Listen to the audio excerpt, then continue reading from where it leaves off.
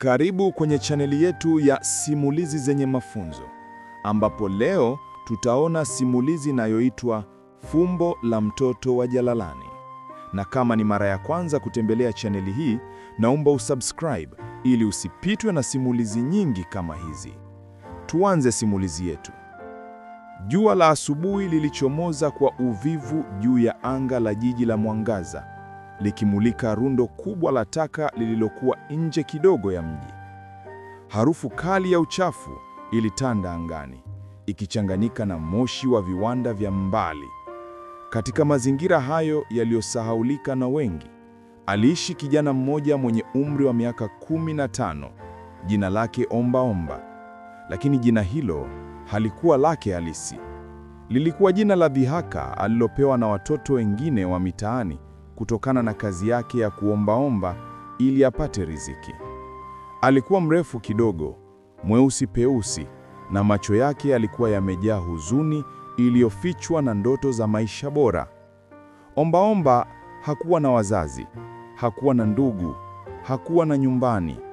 Makazi yake yalikuwa kwenye kingo za jalala hilo, ndani ya kibanda kidogo kilichojengwa kwa magunia na mabati ya kutu. Kila asubuhi, kabla jua halijawa kali, alikuwa akichunguza rundo la taka, akitafuta mabaki ya chakula, chupa tupu za plastiki au chochote kinachoweza kumsaidia kupata senti chache. Siku hiyo, mnamo alfajiri ya Jumatano, upepo mkali ulivuma, ukibeba vumbi na harufu ya taka. Ombaomba alikuwa akichunguza eneo la rundo la taka jipya lililotupwa usiku, akitumaini kupata bahati.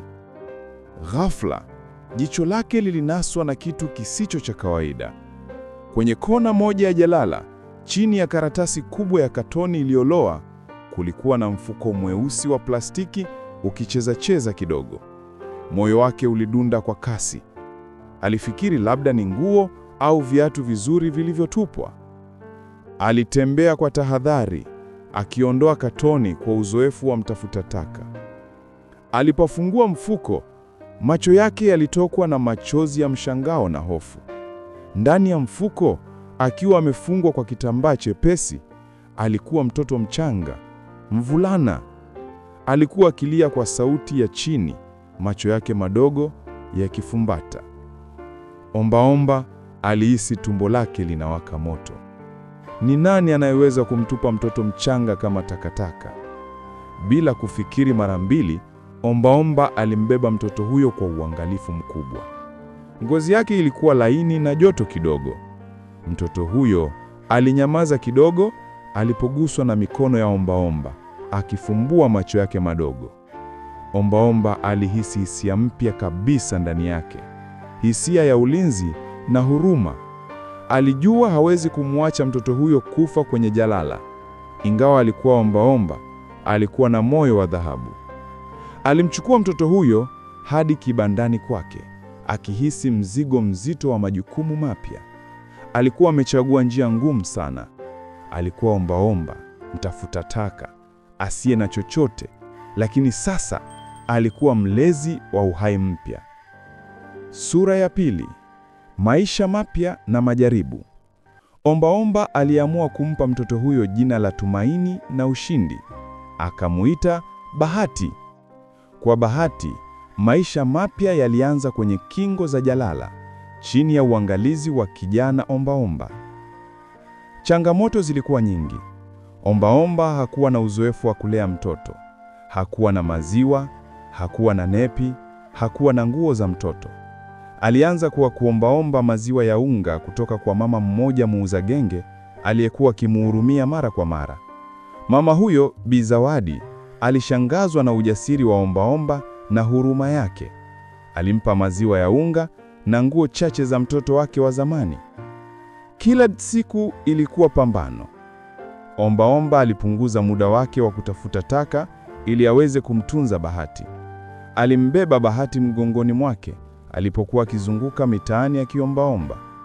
Watu wengi walimshangaa, wengine walimcheka, wengine walimhurumia na kumpa senti chache zaidi. "Huyo mtoto si wako, unafanya nini naye?" aliulizwa mara nyingi. "Ni wangu," alijibu kwa ujasiri. alitupwa, nikamwokoa. Bahati alikuwa kwa haraka, akionyesha tabasamu zake za kwanza, akianza kutambaa, kisha kusimama na hatimaye kutembea. Kuona Bahati akicheka na kucheza licha ya mazingira yao magumu kulimpa ombaomba nguvu ya kuendelea. Alimfundisha Bahati herufi za kwanza kwa kutumia vijiki vya mkaa kwenye ardhini na kumsimulia hadithi za ndoto za maisha bora. Lakini maisha ya ombaomba na Bahati yalikuwa hatarini. Wakaguzi wa ustawi wa jamii walikuwa wakizunguka mitaani, wakichunguza watoto wa mitaani.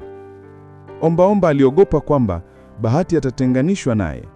Alijua angepaswa kupata njia ya kumpatia Bahati maisha bora zaidi, mbali na jalala na macho ya wadadisi. Sura ya 3. Fumbo la bangili ya dhahabu.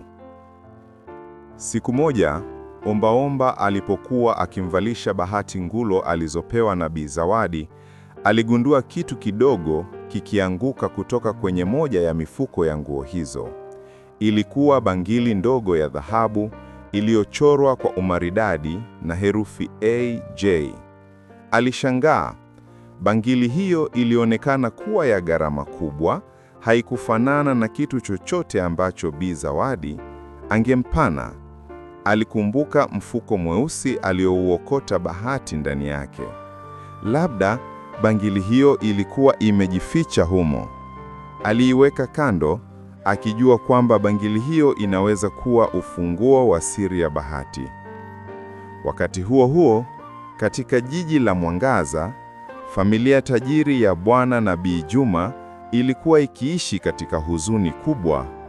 Bwana Juma alikuwa mfanyabiashara mkubwa wa viwanda na mkewe Bi Fatma alikuwa mwanamke mrembo na mwenye huruma. Walikuwa wamepoteza mtoto wao mchanga, mvulana, miezi 6 iliyopita. Mtoto huyo anayeitwa Abdul Juma alikuwa ameibiwa kutoka hospitalini muda mfupi baada ya kuzaliwa. Polisi walichunguza, lakini bila mafanikio. Huzuni ilikuwa imetanda katika nyumba yao ya kifahari. Bwana Juma aliahidi zawadi nono kwa yoyote ambaye angempata mtoto wake. Alitumia mamilioni ya pesa kutangaza kwenye vyombo vya habari, wakionyesha picha ya mtoto wake mchanga na bangili ndogo ya dhahabu yenye herufi AJ ambayo alikuwa amevaa mtoto wake hospitalini. Habari hizo zilianza kuenea jijini. Siku moja, ombaomba alikuwa akipita kwenye soko, akimbeba Bahati mgongoni, aliposikia watu wakizungumza kuhusu tangazo la Bwana Juma. Akawakaribia kwa umakini akisikiliza. Aliposikia kuhusu bangili ya dhahabu yenye herufi AJ, moyo wake ulidunda kwa kasi. Alikumbuka bangili aliyoipata. Je, inawezekana? Sura ya 4. Safari ya ukweli. Ombaomba alichukua uamuzi mzito. Alijua lazima afichue ukweli, hata kama ingemaanisha kumpoteza Bahati. Hakuweza kumnyima Bahati maisha bora ambayo alikuwa ameahidiwa. Alimwacha Bahati kwa uangalizi wa Bi Zawadi, ambaye sasa alikuwa amekuwa kama mama yake wa pili. Bi Zawadi alijua hadithi nzima ya Bahati na alimuunga mkono ombaomba. Ombaomba alikwenda kwenye kituo cha polisi akiwa ameshika bangili ya dhahabu. Aliogopa, lakini alikuwa na ujasiri. Alisimulia hadithi yake yote, jinsi alivyomwokota Bahati kwenye jalala. Polisi walisikiliza kwa makini, wakishangazwa na ujasiri wa kijana huyo. Mkuu wa polisi, Inspekta Mkuu Juma, alimtazama ombaomba kwa makini. Alitambua bangili hiyo mara moja. Ilikuwa bangili halisi ya mtoto wa Bwana Juma. Aliamuru uchunguzi wa DNA ufanyike mara moja. Habari za ombaomba ziliwafikia Bwana na Bi Juma. Walikimbia kituo cha polisi kwa haraka, wakiwa wamejaa matumaini na hofu. Walipomwona ombaomba, hawakujua wafikiri nini. Kijana ombaomba mwenye sura iliyochoka alikuwa ameshikilia ufunguo wa furaha yao. Uchunguzi wa DNA ulithibiti bila shaka yoyote. Bahati alikuwa Abdul Juma, mtoto wa Bwana Juma na Bi Juma. Furaha na machozi yalitiririka kwa familia ya Juma. Walimkumbatia Bahati kwa upendo mkubwa, wakimshukuru Mungu kwa miujiza yake. Bwana Juma na Bi Juma walitaka kumlipa ombaomba kwa ukarimu wake. Walimpa zawadi nono ya fedha, lakini ombaomba alikataa. "Sikutaka fedha, nilitaka Bahati awe na maisha bora," ombaomba alisema kwa unyenyekevu. Bwana Juma, akiguswa na moyo wa ombaomba, alichukua uamuzi mwingine. Alimchukua ombaomba chini ya uangalizi wake, alimlipia shule bora zaidi jijini, akimpatia nguo mpya, chakula kizuri na makazi salama. Pia alimpatia jina lake halisi ambalo ombaomba alikuwa amelisahau. Jina lake halisi lilikuwa Daudi. Daudi alikubali kwa shukrani. Alianza shule, akijitahidi sana katika masomo yake. Alikuwa na kipaji kubwa na akili nyingi zilizokuwa zimefichwa na maisha magumu ya mitaani. Wakati huo huo, Bwana Juma na polisi waliendesha uchunguzi mkali na kuwapata wale waliomuiba mtoto Abdul. Walikuwa ni kikundi cha watu wabaya waliokuwa wakifanya kazi na nesi mmoja wa hospitali, wakilenga familia tajiri ili wazitumie kama njia ya kupata fedha.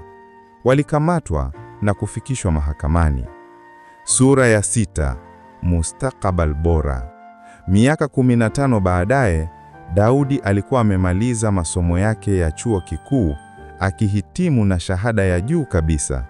Alikuwa amekuwa kijana mcha Mungu, mwerevu na mwenye huruma.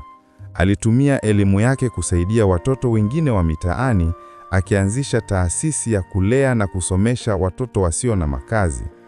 Abdul Juma, akiwa mkijana mtanashati na mwenye akili, alikuwa akimheshimu sana Daudi, ambaye alimchukulia kama kaka yake mkubwa. Walikuwa na uhusiano wa karibu sana uliopita mipaka ya damu na utajiri. Bwana Juma na Bi Juma pia walimchukulia Daudi kama mtoto wao, wakimpa upendo na heshima zote. Daudi hakuwahi kusahau asili yake. Mara kwa mara alitembelea eneo la jalala palipokulia, akikumbuka safari yake ndefu kutoka kwenye taka hadi kwenye mustakabali mzuri. Alifahamu kuwa kila uhai una thamani na kwamba ukarimu na upendo vinaweza kubadili hatima ya mtu. Ukarimu ulibadili maisha ya Daudi. Ukarimu wa ombaomba ilimboresha mtoto mwenye akili na mwenye asili ya utajiri. Na huo ndio mwisho wa simulizi yetu. Naomba usubscribe ili uwe unakuwa wa kwanza kupata video zetu kila tunapoziachia. Asanteni sana, tukutane kwenye simulizi nyingine.